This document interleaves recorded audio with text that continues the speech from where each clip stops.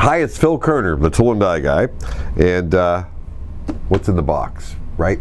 So you're watching this video tonight, no doubt, probably trying to learn the trade because you want to learn more. That's why you're here, and you want to build some stuff. And I'll tell you right now, you learn a lot by building your own tools because there's no pressure. You can take your time after work or in your machine shop at home and see how good you can get. But what you need to do is work from a print, right? Well, first thing I built when I was an apprentice was a set of parallels. And that's what a set of parallels looks like. And these are vintage, 1970s, 1960s parallels. And a nice set here. And I still have my set at work every day that I use. This is a spare set that I bought for my foreman many years ago. And they're awesome. Still says RCW on the side, Robert Westmiller. Mr. Westmiller.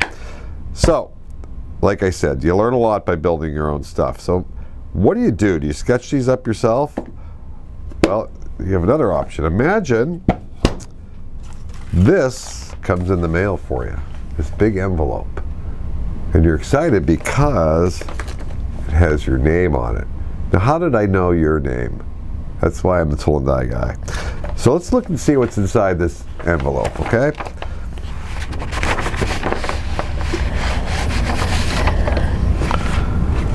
We've got a bunch of drawings here of tools for you to build or to have your apprentices build. These are a lot of vintage drawings that I saved for over 40 years from my apprenticeship at Anson Tools and Gauges here in Erie, Pennsylvania. We start off with a set of 1, 2, 3 blocks. One of the first things I built, the first thing I built was a set of parallels, but 1, 2, 3 blocks. Back then you couldn't buy them online for nothing, and the Brown and Sharp and Starrett ones were too expensive, so you built your own. And it's a great way for you to learn how to square things up and get them exactly 1 inch by 2 inch by 3 inch after heat treat. Next up, a nice angle plate. Just a simple angle plate. Again, how square can you make it? How close can you hit the dimensions? Very nice. Next, a solid square. Build your own solid square. Like, how square could you make it? How close can you hold these dimensions? It's all right here. This is from 1980. There's the drawings for the parallels I just showed you. Shows you the height, and you just graduate them up from, they have an A dimension here.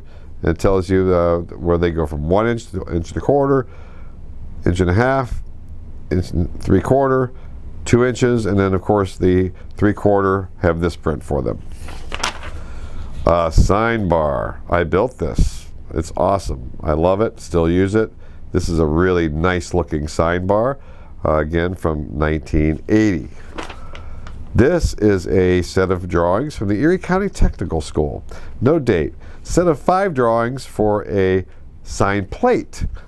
This is a little more adventuresome project. But if you've ever wanted to make your own sign plate, there you go. Then we're going to get a little bigger here. A really cool, large double V block with the clamp and everything ready to go. This is an old drawing from the 1969 from the National Tool Die Precision Machining Association. And there you go. Built that one. Learning how to grind a V and getting it totally centered on this block, you'll learn a lot. Now we're getting a little bigger here.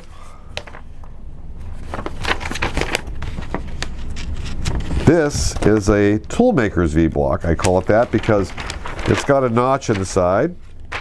See this round notch? That is for holding pins that have a head on them. So you can butt the pin up against the edge of the block and grind the ends. That's why it's got relief. Back in the day, every mold maker had one of these because it was relieved on the end. Another project. Oh, what's next? This is for somebody who really wants to get into something amazingly cool, and I would love to see somebody build one of these someday and send me the pictures. But this is a radius dresser. No, I'm sorry. Let me make sure what I've got here.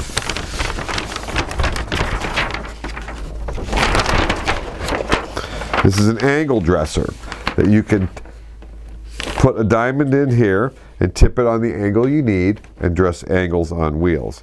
Now this is not for the faint of heart. This is a lot of stuff going on here, but this is a really, really in-depth, cool project from 1971, and that would be one you'd put on your bench and just let people walk by and drool over. I've also thrown in a very cool set of drawings for this gauge pin holder that I copied several months ago. They don't make these anymore, and I made about 30 sets of these for our shop. They're all gone. Everybody loves them. And if you've ever used gauge pins before, you got a go and no-go gauge, and they're 2,000s apart. It's hard to tell by eye, so you just put the go and the no-go in the right slots and check your holes as you're going along, and everything's well organized. And then I'm going to add in the toolmaker's vise. I've put over 20 drawings of this in here, and this came out beautiful. And I did this drawing myself. This is not vintage. I did this in AutoCAD. I've given you all the drawings it takes to make this beautiful vise, and I've also added a bunch of photos to make sure you understand what's going on. Imagine getting photos these days of your stuff. Wouldn't that be amazing? Every drawing, everything you did got a photo with it, but that's included. And then finally, I'm going to throw in the apprentice tools list. People love this. And back in 1980, during my apprenticeship, every 6 months, they would come through and make sure I had the tools I was supposed to have. And we have a list here, and it tells you exactly first 6 months, second 6 months, what they expect you to have here. Now, some people on another site that I will never mention said, oh, it's a great list for 1955. You know, I disagree. I know they know everything over there, but I still own everything on this list, and I still use it every week. So I guess it works for me, but what do I know? I've only been doing this 40 years. So this is the apprentice tools list from Anson Tools and Gauges.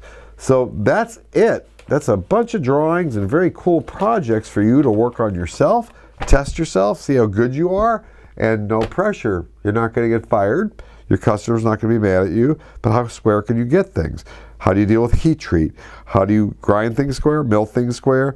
This is a really great test for anyone who's got apprentices or is learning the trade to just have this packaged, delivered to you. And of course, it will have your name on it. So you can have these in just a few days. I'm working with a local printer. They'll show up just like this, printed, ready to go, and hand out. So I hope you'll take advantage of this. Check it out at thetoolandieguy.com. The tab is right underneath the video here. And good luck. Let me know what you think. I'm Phil Kerner, the Tool and Die Guy.